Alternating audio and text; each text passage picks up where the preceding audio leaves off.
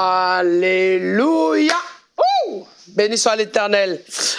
Alors, nous allons passer un petit moment fort. Je vais, avec vous, partager ce temps parce que je prévu aussi de prier par la puissance du Saint-Esprit. Parce que vous savez, de nos jours, quand on parle d'obstacles, de sujets, il y en a tellement de sujets d'obstacles. Les obstacles, il y en a au quotidien. Les obstacles, il y en a dans le domaine personnel. Les obstacles, il y en a dans le domaine financier. Le blocage, il y en a dans le domaine mariage. Le blocage dans le domaine familial. Le blocage dans le domaine professionnel. Il arrive même qu'on ait un blocage personnel où on n'arrive pas à évoluer. On fait du surplace, vous voyez. On fait beaucoup d'efforts, comme je suis en train de faire le modèle. Vous voyez, tu fais beaucoup d'efforts, tu mets beaucoup de la volonté, tu fournis beaucoup de courage, tu t'impliques à fond, mais plus de sueur, mais moins de fruits, moins d'efficacité. Tu n'évolues pas. Il arrive même que tu fasses ce qu'on appelle de l'éternel recommencement de la routine. Ce que tu avais l'impression d'avoir été, quand même, d'avoir fini en 2000 de l'année précédente, se manifeste encore à l'année présente. Et chaque fois, les mêmes choses. Il est temps que tu passes à une autre étape. J'appelle ça l'autre bord. Parce que ça va te permettre un peu de prendre possession de tes promesses. Parce que le blocage consiste à te limiter sur une zone, à te restreindre sur un espace, ou même de te faire oublier qui tu es. Or, Dieu nous a appelés avec une destinée en face, avec une promesse manifestée, avec un plan qu'il nous a donné, avec des grâces qu'il a mis en réserve illimitée pour chacun de ses enfants. Dieu nous aime. Vous savez, Dieu ne peut pas ne pas nous faire entrer à Canaan quand il t'appelle à sortir de l'Égypte. C'est pour t'emmener à Canaan. Ce n'est pas pour que tu restes en plein chemin.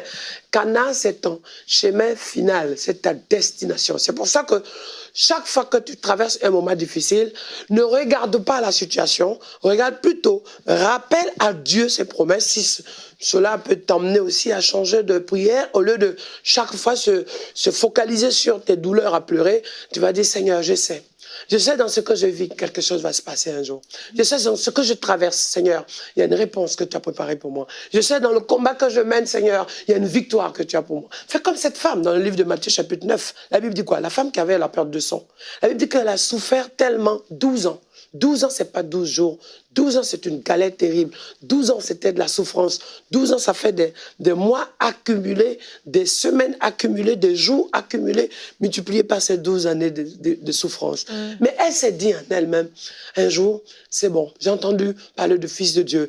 Je vais toucher, même si je ne suis pas digne de m'approcher, je vais toucher le bord de son vêtement. Ça, c'est de la détermination, parce que c'est très important pour casser le blocage.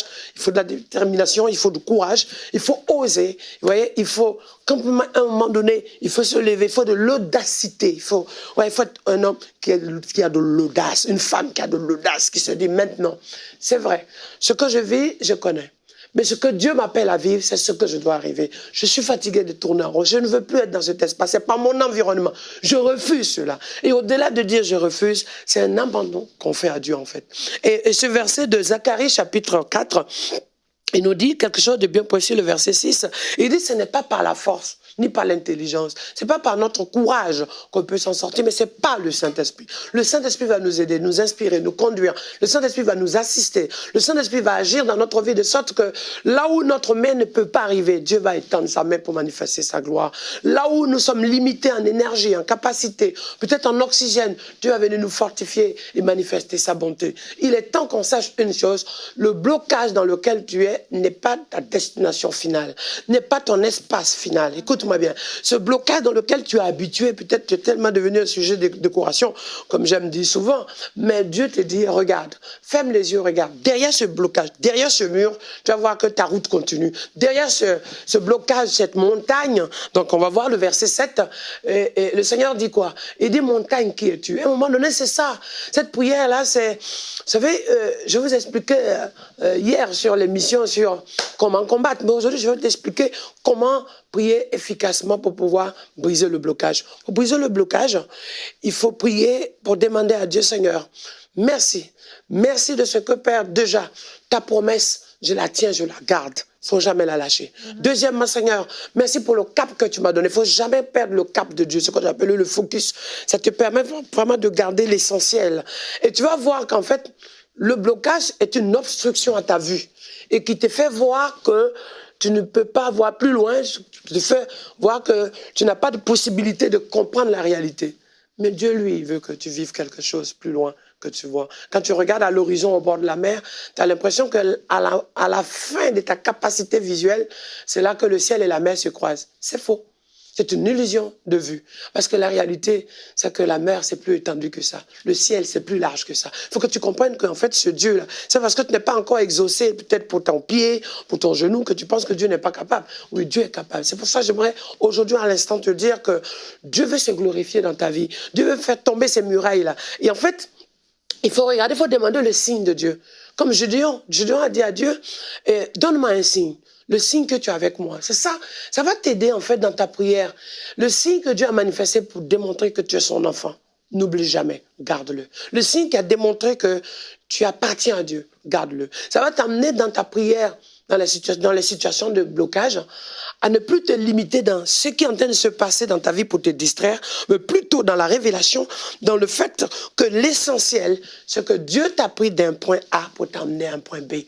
Avec Dieu, c'est comme ça, c'est pour ça qu'on l'appelle l'alpha et l'oméga. Le premier et le dernier. Le commencement et la fin. Quand il commence avec toi, il va t'amener à arriver à la fin avec toi. Quand tu commences avec toi, ce que tu vas vivre en fait au milieu, entre le A et le B, il y a un parcours que toi tu dois faire. Mais Dieu t'attend déjà au B. En fait, le plus beau, c'est que ce que tu vas parcourir de A à B ou à C, le milieu de ta vie, c'est ce qui fait ton témoignage. C'est ce qui fait que c'est toi. C'est pour ça que tu peux lire l'histoire de gens. Tu peux entendre des choses. J'aime ce verset où Job disait, mon oreille avait entendu parler de toi. Mais maintenant, mon œil t'a vu. Vous savez, parce qu'il a vécu les 5 épreuves de la vie, les 5 fléaux les plus difficiles de sa vie. Il a vécu l'épreuve de la maladie, il a vécu l'épreuve financière, l'épreuve familiale, l'épreuve professionnelle, où il a perdu son bétail, il a tout perdu. Même l'épreuve de la santé, la maladie, où son corps entier était un ulcère, c'est terrible. Et aussi, il a vécu quelque chose qui était atroce. Ses propres amis l'ont abandonné. Et à un moment donné, il est passé même dans une phase où il est passé dans un moment de doute. Il s'est dit, mais pourquoi ma mère m'a mis au monde? C'est quelque part quelque chose qu'il faut en tenir compte, où par moment, on voit trouble. On est par moments obstrué, on est perdu, on perd un peu pied. Mais il faut revenir à Dieu, Seigneur, mes limites, voici mes limites. Voilà mes capacités. Je n'ai plus de réserve. Mon oxygène est presque fini. C'est comme ça qu'il faut prier. Il faut prier avec vérité à Dieu. En fait, il ne faut pas prier pour croire que, voilà, pour cacher un peu qui tu es. Non, Seigneur. Pour que le Seigneur agisse, pour que le blocage tombe, il faut identifier ce blocage. Il faut identifier tes faiblesses. Seigneur, je n'ai pas dormi hier nuit. Seigneur, c'est vrai que là où je suis, je manque de force, je manque d'inspiration. Seigneur, j'arrive plus à me lever. Seigneur, là où je suis, ça, c'est mon niveau, ça. C'est ma capacité de faire. Ce sont mes réserves qui sont là, qui sont presque épuisées, qui n'ont plus de source. Je suis complètement perdu dans ce que je vis. Mais c'est en toi que je me confie. C'est toi, sur toi que je compte. C'est toi que j'attends, Seigneur. J'attends de toi pour mon mariage. J'attends de toi pour ma famille. J'attends de toi pour ma santé. Cette prière-là, de cœur à cœur, c'est ce que David a fait. Et dans le livre de Psaume 102, 103, il dit, je suis comme un pélican qui est en train de crier, huer dans le désert. Quelqu'un qui est là, qui crie et qui sait plus. Il dit, je mélange mes larmes à ma boisson. Ça, ce sont des prières qu'il faut faire à Dieu en toute sincérité. Il ne faut pas faire le fort devant Dieu. C'est ça. Cette prière pour faire tomber ces blocages-là, il ne faut pas aller pleurer pour tes faiblesses, mais il faut dire à Dieu dans quel état tu es. Et demander à Dieu dans quelle dimension, lui, il doit t'emmener. Et tu dois espérer dans ce que Dieu a dit, dans ce qu'il a dit, dans ce qu'il a promis, dans ce qu'il a écrit. Et puis aussi, une chose qu'il faut que tu retiennes, regarde de Genèse à l'Apocalypse, à un moment donné, tu vois, pour éviter de broyer dans le noir gratuitement, parce que tu peux te retrouver dans la solitude, dans un moment où chaque fois pour rien, tu pleures, pour rien, quand tu es dans le blocage, tu as envie de couper avec tout, tu as envie d'être seul, tu ne te retrouves pas parce que tout est restreint autour de toi, tout est contre toi. Il faut revenir aux sources où tu t'assois devant Dieu. Tu dis, Seigneur, je te loue. Je te loue de ce qui tu es. Je te loue de ce que tu as déjà accompli dans ma vie. Je te loue de ce que tu as déjà manifesté. Ça, en fait, il faut rentrer dans une vie d'adorateur. Tu vas voir que dans la vie, c'est quelque chose qui m'a beaucoup frappé. J'ai rencontré une grande star un jour, à qui j'ai parlé de Dieu, en fait. Et elle me disait, après avoir fini de prêcher, elle a dit, je veux te rencontrer, monsieur. Et c'est comme ça que j'ai découvert que c'était une star. Elle me dit, voilà, mais la plupart de mes chants sont mes histoires. c'est mon vécu. Et en fait, je me rends compte, je me dis, mais waouh. Et je lui dis, mais maintenant, une autre histoire va commencer dans ta vie. L'œuvre de Christ, l'impact de Christ, elle commençait à pleurer. Et en fait, quelque part, je lui parlais de David.